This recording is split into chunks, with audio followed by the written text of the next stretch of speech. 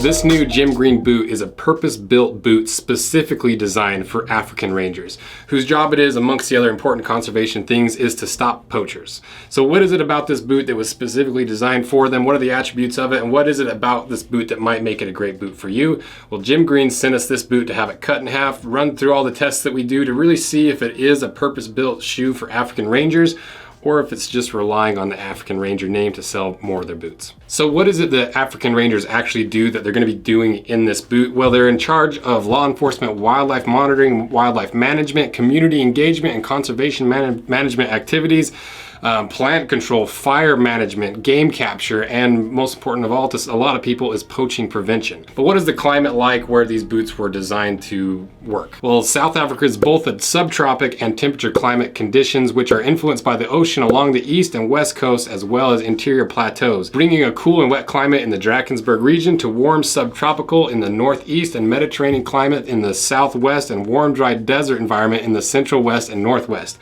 So contrary to what maybe a lot of people think, South Africa has a wide variety of different climates that these guys are going to be working. So why did Jim Green make this boot? Well, 50% of African Rangers don't have access to sufficient boots and gear, and over 40% of them are required to purchase their own boots. So when the guys at Jim Green were designing this boot, they said, we put out a survey to rangers from across Africa, and from that pulled together various focus points as to what is needed in the ultimate all-around ranger boot. From that, we give you the African Ranger, a boot designed by rangers for rangers. And this boot was designed with three main focuses in mind: comfort, durability, and affordability, which are very important factors for this 50% of the guys that can't afford the right gear, and the 40% of them are required to buy their own boots.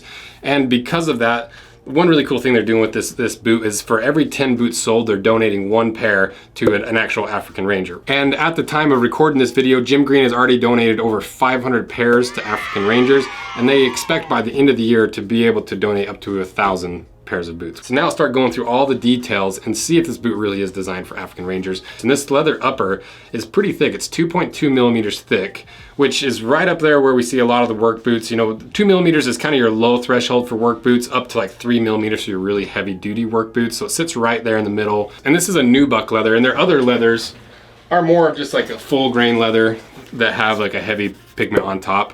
And this leather I would consider a B grade leather because of how heavy that pigment is on top, but it's still a really nice leather. This Crazy Horse leather is a nubuck leather where they've basically taken a regular full grain leather and lightly sanded the top surface to give it that really fine microfiber suede look to it. And the reason they do that is it hides a few of the regular flaws that you get in hides. And so just lightly sanding that top surface doesn't really hurt the integrity of the leather much at all. So you're still getting a lot of that full grain leather for a lot cheaper and still giving it a nice even look because they've sanded off the imperfections. So if you look at the cross section on this, you can still see there's tons of grain in this leather. And we burnt the leather just to double check to make sure there wasn't tons of plastic infused into the leather or on the top coat. And it took a really long time to burn because of that suede texture and because it's such a natural leather. And one cool thing that's worth noting is this leather is tanned in South Africa. And if I were to grade this leather overall, it'd be in that B to A grade range. You know, we don't quite have a suede nubuck rough out scale yet, but it's a good leather. You know, I wouldn't have any reservations based on the leather alone. And so what are the features they've added to this boot to make it more suited for an African Ranger? Well, the big one that you might notice that maybe pulled some inspiration from the Iron Ranger is the toe cap. And this is a true toe cap, finally. You know, there's a lot of boots out there that have the sky toe cap that's really only a single layer. This is a true full thickness toe cap. And they've also added this padded collar. This adds some of the comfortability, but one of the most important things about a padded collar is it allows you to cinch down your boot really tight.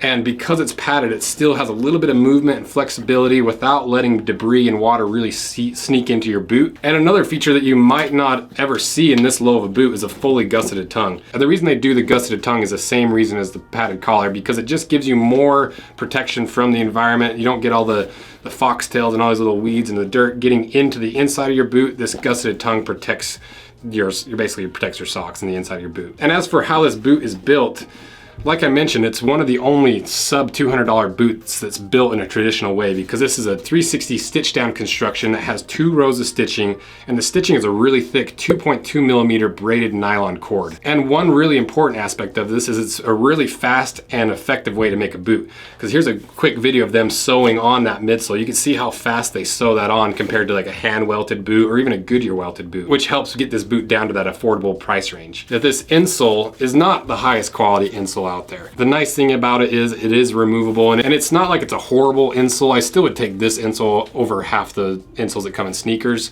But the nice thing is, if you want a little bit more squish under your foot, a nice set of insoles is like 10 or 20 bucks, and you can slide those in, custom trim them, and you get a lot more squish under your foot, because Jim Greens are not necessarily known for their comfort underfoot, because usually they slap on those little bit harder lugged rubber outsoles. And another thing they've done to improve the comfortability of this is this really soft wedge they've put on the outsole. And this outsole is really soft, it's really flexible, and it comes in at a 55 short A. To put that in comparison, a lot of these, the sneaker foams get all the way down to like 20 short A, but when we look at work boots, they're up at that 70 to 80 short A.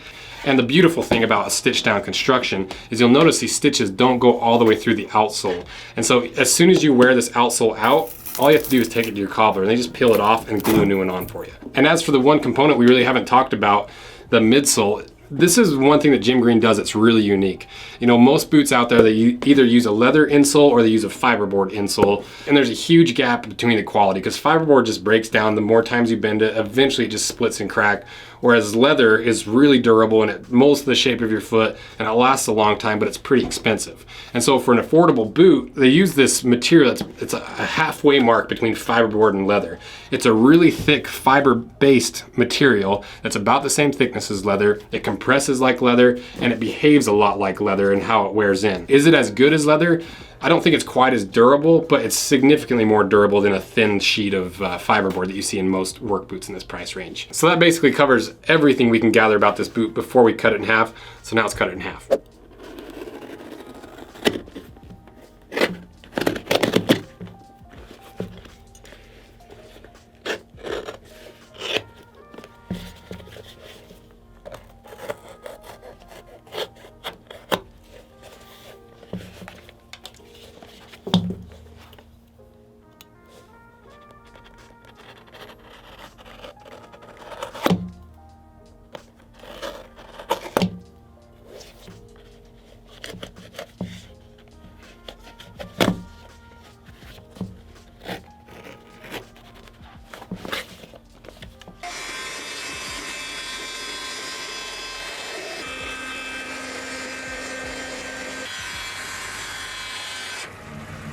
Okay, we got it chopped. Let's see what's inside.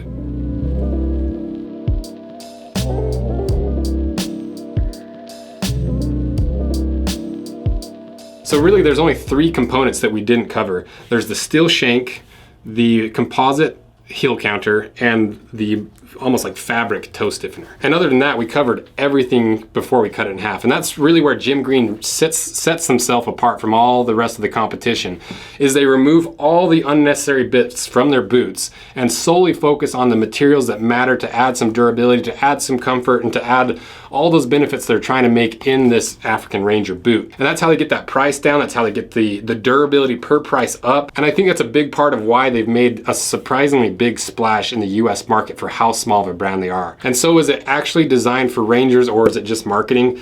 Everything that we've seen in this boot points to it being a specifically designed tool for African Rangers that you can use for whatever you intend to use it for. Is it worth the money for $169, $179?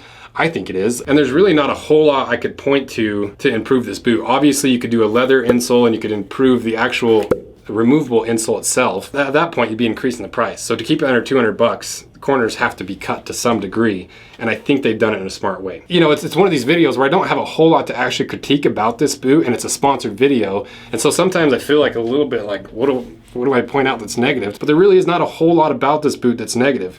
You know, it's not the prettiest looking boot in the world, you know, and the wide toe box isn't people's favorites aesthetically, because this boot was designed more as a tool than it was for fashion. So putting it through that lens, there's not a whole lot to complain about. And I'd be curious what you guys think I missed about this boot. And along those same lines, they have what they call a freedom bracelet, which is made from a poacher's snare, which is the little thing that they use to catch animals' feet. And I'll put links to the freedom bracelet and the African Ranger boots in the links in the description. And these sponsored videos are the lifeblood of the channel, because these are what allow us to really spend the ridiculous amount of money on some of these boots and shoes, where these brands have these bold claims that you can really only put to the test by buying them and destroying them. So thank you guys for everything and supporting this channel. It means everything to me and I love doing it. So thank you guys. See ya.